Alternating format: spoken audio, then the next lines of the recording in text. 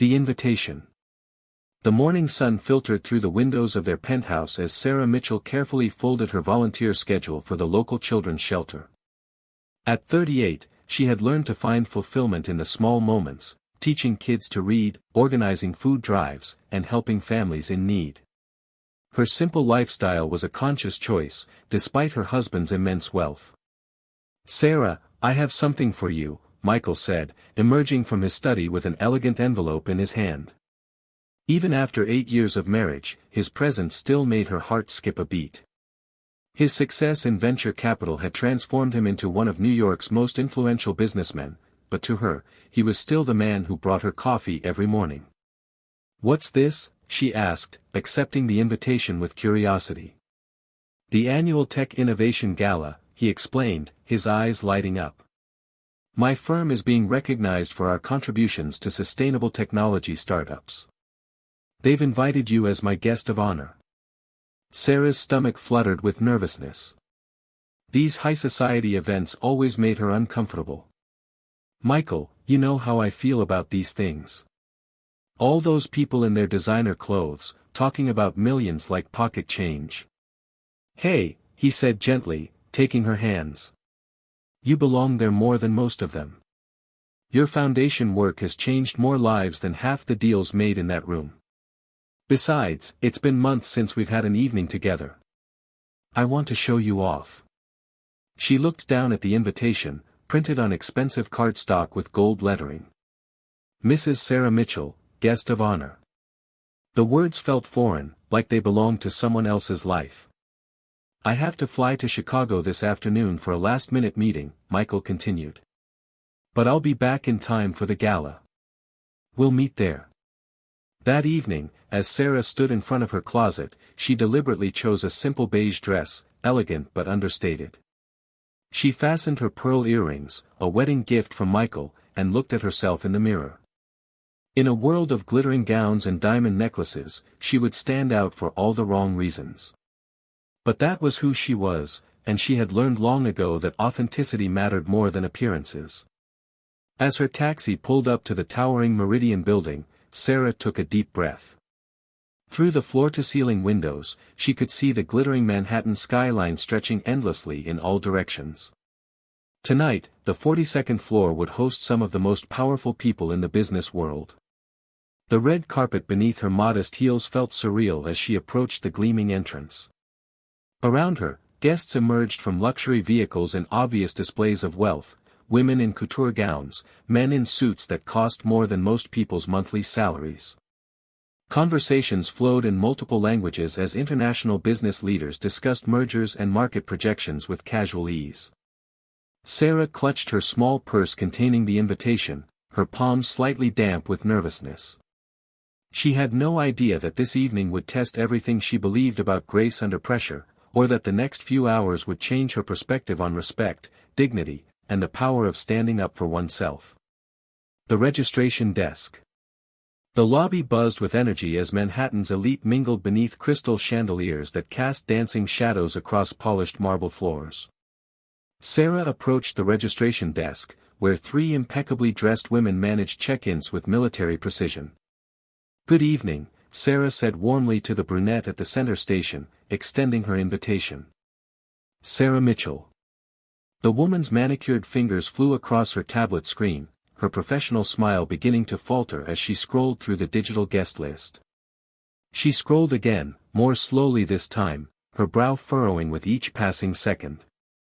"I'm sorry, ma'am, but I don't see your name on tonight's list," the woman said, her tone shifting from welcoming to cautiously apologetic. Sarah blinked, certain she'd misheard. "Could you check again, please?" "Sarah Mitchell. My husband Michael arranged for my invitation, he's being honored tonight." The clerk repeated her search, checking alternate spellings and cross-referencing with the VIP list. Behind Sarah, other guests continued to flow smoothly through adjacent stations, their laughter creating a backdrop of exclusivity that suddenly felt very distant.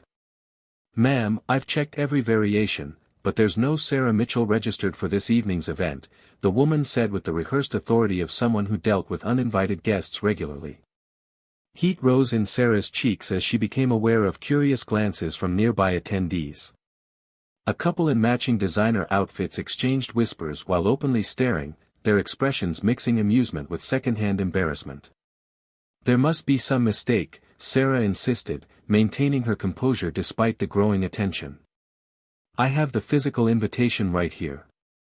My husband's firm is one of tonight's honorees. The clerk examined the invitation with skeptical expertise, turning it over and holding it up to the light as if checking for forgery. The invitation appears authentic, but without your name on our list, I cannot grant you entry. Security protocols are very strict for an event of this caliber. Could you call your supervisor?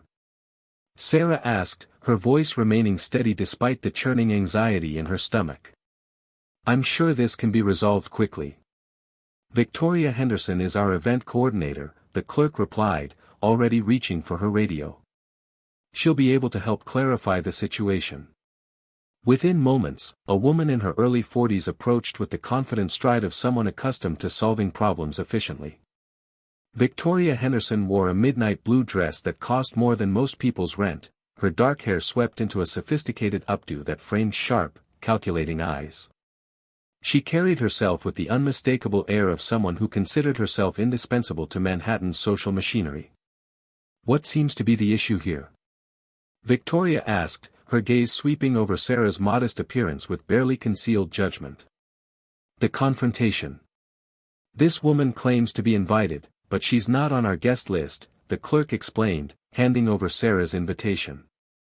Victoria examined the invitation with theatrical thoroughness, her expression growing more skeptical with each detail she scrutinized. Mrs. Mitchell, is it? She said, pronouncing the name as if it tasted unpleasant. I personally oversee the guest list for this event. Every name is carefully vetted and approved. I can assure you that no Sarah Mitchell appears anywhere in our records. My husband arranged my invitation, Sarah repeated, her patience beginning to wear thin. Michael Mitchell of Mitchell Ventures.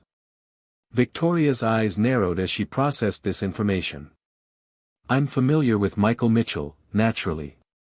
However, his attendance tonight is strictly business-related. This event is designed for industry professionals and their appropriate companions. She emphasized the word appropriate with a slight smile that didn't reach her eyes. The implication hung in the air like a slap. Sarah felt the blood drain from her face as the registration area grew quieter, more guests pausing to observe the unfolding drama. She could hear fragments of whispered conversations. Who does she think she is? Security should handle this. I'm afraid there's been a misunderstanding, Victoria continued, her voice taking on the tone of someone explaining something obvious to a child. This invitation appears to be irregular. Perhaps you obtained it through unofficial channels. Are you suggesting I forged this invitation? Sarah asked, her voice barely controlled. Victoria shrugged with practiced indifference. I'm simply stating that our security protocols exist for a reason. Manhattan's premier business events attract all sorts of aspirational individuals. We've learned to be cautious. A security guard materialized beside Victoria as if summoned by telepathy. He was a large man in his 50s with the weathered face of someone who'd spent years dealing with uncomfortable situations. His presence wasn't overtly threatening, but the message was clear. Ma'am, he said in a voice that managed to be both respectful and firm, I'm going to have to ask you to step aside while we sort this out. There's nothing to sort out, Sarah replied, her composure finally cracking. I belong here. Your husband, Victoria interrupted, is apparently too busy with important business matters to ensure his companion has proper documentation. She pronounced companion with just enough emphasis to make her meaning clear. The gathered crowd now included several recognizable faces from business magazines and financial news programs. A woman in an emerald dress whispered something to her escort that made him chuckle. Another couple shook their heads sympathetically, as if watching someone embarrass themselves at their first country club dinner. Look, Victoria said, adopting a tone of false kindness, I understand your disappointment. Perhaps you misunderstood the nature of your husband's invitation. These industry events are quite exclusive. Not everyone is equipped to navigate this level of professional networking. The humiliation was complete. Sarah stood there, surrounded by New York's elite, being treated like a social climber who had somehow stolen an invitation. The whispers grew louder, the stares more obvious. She opened her mouth to respond when a familiar voice cut through the tension like a blade. "Excuse me. What exactly is going on here?" The revelation. Every head turned toward the elevator bank where a man in an impeccably tailored charcoal gray suit was striding across the marble floor with purposeful determination. Michael Mitchell's presence commanded immediate attention, not through volume or theatrics, but through the quiet confidence of someone accustomed to being the most important person in any room. His dark hair was slightly tousled from travel, and his expression carried the focused intensity of someone who had just witnessed something that required his immediate intervention. Victoria's confident demeanor flickered for just a moment before she recovered her professional smile. "Mr. Mitchell," she exclaimed, her voice suddenly bright with relief. "How wonderful that you've arrived. We were just explaining to this young woman that there seems to be some confusion about her invitation." Michael's eyes moved from Victoria to the security guard, then to the cluster of onlookers, before finally settling on Sarah. In that moment, his expression shifted from professional courtesy to something much more dangerous. "This young woman," he said, his voice carrying the quiet authority that had built billion-dollar empires, "is my wife." The silence that followed was deafening. Victoria's face cycled through confusion, disbelief, and dawning horror. The security guard took an unconscious step backward. The gathered crowd, which moments before had been whispering and chuckling at Sarah's expense, now stood frozen in collective mortification. "Your wife?" Victoria stammered, her earlier confidence evaporating like morning mist. "Sarah Mitchell," Michael continued, his voice growing colder with each word. "The woman whose name should have been at the very top of your VIP list. The woman whose charitable foundation has donated more to this city than most of these people earn in a year. The woman you just publicly humiliated in front of half of Manhattan's business community." He moved to Sarah's side, his hand gently touching her arm in a gesture of protection and solidarity. "Are you all right?" he asked her softly, his voice completely different when speaking to his wife. Sarah nodded, though her hands were still trembling slightly. "I tried to explain, but they wouldn't listen." Michael turned back to Victoria, and the temperature in the room seemed to drop several degrees. "Let me make sure I understand this correctly," he said. "My wife presented a valid invitation, an invitation I personally requested for her. She identified herself and explained her connection to me. And your response was to accuse her of fraud and call security?" Victoria's mouth opened and closed like a fish gasping for air. "Mr. Mitchell, there must have been some clerical error. I had no idea." "You had no idea because you didn't bother to check," Michael replied. "You took one look at my wife, decided she didn't belong in your exclusive little world, and chose humiliation over hospitality." The crowd began to murmur, but this time the whispers were very different. People were pulling out phones, recognizing that they were witnessing something significant. Others were backing away, suddenly eager to distance themselves from the unfolding disaster. "Sir," the security guard attempted to interject, "we were just following protocol." "Protocol?" Michael's laugh was sharp and humorless. "Your protocol is to publicly shame invited guests. To treat people like criminals based on their appearance." He looked around at the gathered crowd, many of whom had been enjoying the spectacle moments before. "I want everyone here to remember this moment," he announced, his voice carrying clearly across the marble lobby. "Remember how you treated someone who didn't meet your superficial standards of wealth and status. Remember how quick you were to judge, to whisper, to find entertainment in someone else's humiliation. Justice and redemption." Michael pulled out his phone with deliberate calm. "Victoria, isn't it? I think it's time I had a conversation with your employer about tonight's hospitality standards." Victoria's face went white. "Mr. Mitchell, please, let me explain." "Explain what?" That you judge people by their clothes rather than their character. That you assume someone doesn't belong based on their appearance. His fingers moved swiftly across his phone screen. Hello, James. Yes, it's Michael Mitchell. I'm calling about tonight's event, specifically about how your staff treated my wife. The crowd watched in stunned silence as Michael recounted the evening's events to whoever was on the other end of the call. Victoria looked like she might faint. The security guard had quietly retreated to a respectful distance. Yes, I think a public apology would be appropriate, Michael continued into the phone. And perhaps some reflection on whether this organization truly represents the values you want associated with your company.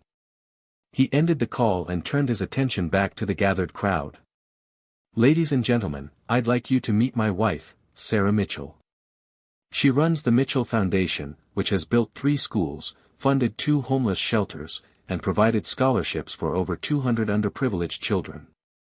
She's accomplished more meaningful work in the past year than most of us do in a lifetime. Sarah felt tears prick her eyes, not from embarrassment now, but from pride and love for the man standing beside her. The irony, Michael continued, is that Sarah didn't even want to come tonight. She's never comfortable with displays of wealth or status. She'd rather be at the shelter reading to kids than at any gala. But I convinced her to come because I wanted to share this honor with the person who truly deserves recognition. Victoria stepped forward, her voice shaking. Mrs. Mitchell, Mr. Mitchell, I sincerely apologize. There's no excuse for what happened here tonight. I let my assumptions cloud my judgment, and I failed in my basic duty to treat all guests with respect and dignity. Sarah looked at the woman who had humiliated her just minutes earlier. The anger was still there, but something else emerged, an understanding that sometimes people needed to fail publicly to learn who they really wanted to be. Thank you for the apology, Sarah said quietly. I hope tonight teaches all of us something about not judging others too quickly. Michael smiled at his wife, his admiration clear. Even after being publicly humiliated, she was taking the high road. The event coordinator appeared, having rushed down from the 42nd floor. Mr. and Mrs. Mitchell, please accept our deepest apologies. This is completely unacceptable. We would be honored if you would join us upstairs as our special guests. Michael looked at Sarah, letting her make the decision. She straightened her shoulders, her quiet strength shining through. Thank you. I think we will. As they walked toward the elevators, the crowd parted respectfully. The same people who had whispered and stared now offered polite nods and embarrassed smiles. Victoria remained at the registration desk, undoubtedly contemplating a career change. You know, Sarah said as they stepped into the elevator, I'm actually glad this happened. Michael raised an eyebrow. Really? It reminded me that true class isn't about what you wear or how much money you have. It's about how you treat others, especially when you think no one important is watching. As the elevator doors closed, Michael took her hand. I'm proud of you. You handled that with more grace than most people could have managed.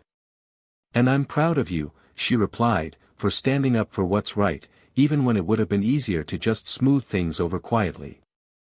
The elevator climbed toward the gala, carrying them to an evening that would now be remembered not for the business deals struck or the awards given, but for a lesson in dignity, respect, and the importance of looking beyond surface appearances to see the true worth of a person. At the gala, Sarah found herself surrounded by genuine admirers, people who wanted to hear about her foundation work, who understood that her simple dress represented authenticity in a world often dominated by pretense. The evening became exactly what Michael had hoped it would be, a celebration of both their success and their values. Victoria Henderson would resign the following week, but not before writing a heartfelt letter to Sarah, thanking her for the lesson in grace under pressure.